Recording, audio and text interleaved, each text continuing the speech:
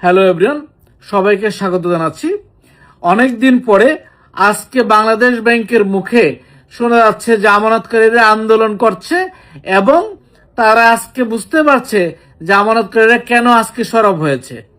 অথচ এই আন্দোলন কিন্তু আজকে 2 বছর ধরে আমানতকারীরা বলে আসছে, আমরাও বিভিন্ন মাধ্যমে বলে আসছি যে আমানতকারীদের সমস্যার সমাধান করুন, আর না হয় আমানতকারীরা যখন সবাই মাঠে নামবে তখন আপনারা সামলাইতে পারবেন না।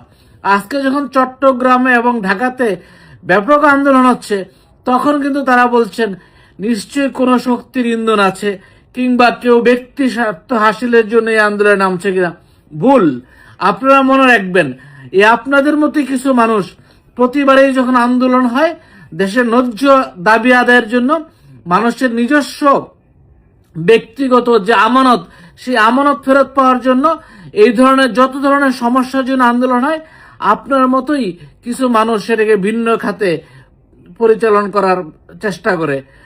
বাট এটা মনে রাখবেন যে এদেশের যে সাধারণ আমানতকারীদের আন্দোলন, এটা হচ্ছে তাদের রুটি রুজির টাকা যে ব্যাংকে জমা রেখেছে সেই টাকা ফেরত পাওয়ার, তাদের অধিকার যে তাদের মুনাফা সেই মুনাফা ফেরত পাওয়ার জন্য। এইখানে অন্য ধরনের কোনো ষড়যন্ত্রের গন্ধ নেওয়ার কোনো সুযোগ নেই। তাই আমি বলবো এই ধরনের চিন্তা না করে বরঞ্চ আমানতকারীদের যে আমানত সেই আমানত কিভাবে ফেরত দিবেন এবং তাদের হেয়ার কাট বাতিল করে এটা সুস্থ সমাধানের দিকে যান। আর না হয় এইটুকু মনে রাখবেন, যে কোনো আন্দোলনেই সেটা চট্টগ্রামে হোক ঢাকায় হোক, প্রথমে কয়েকজন মানুষই সেটা সামনে দাঁড়ায়, তারপরে তার পিছনে সমস্ত দেশের মানুষ দাঁড়ায়। কাজে আজকে এই 75 লক্ষ আমানতকারীর পক্ষ থেকে যদি ঢাকা চট্টগ্রামে কয়েকজন মানুষ দাঁড়িয়ে থাকে, আগামী দিনে তাদের পিছনে সবাই দাঁড়াবে। তখন আপনি কি বলবেন? কাজেই এইটুকু করতে যান না। আপনি দেখেন জুলাই আন্দোলনটা দেখেন, সেটা ছিল কোঠা বিরোধী আন্দোলন, তারপরে সেটা কিসে পরিণত হয়েছে।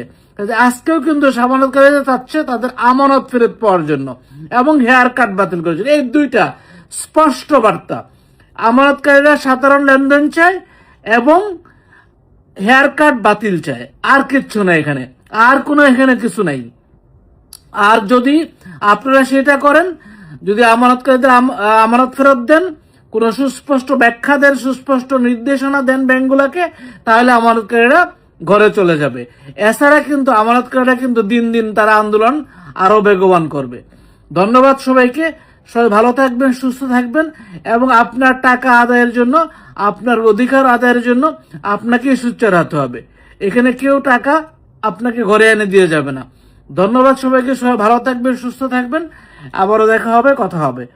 সবাই ভিডিওটা শেয়ার করে রাখবেন যাতে পরবর্তীতে আরো নতুন নতুন আপডেট পেতে পারেন।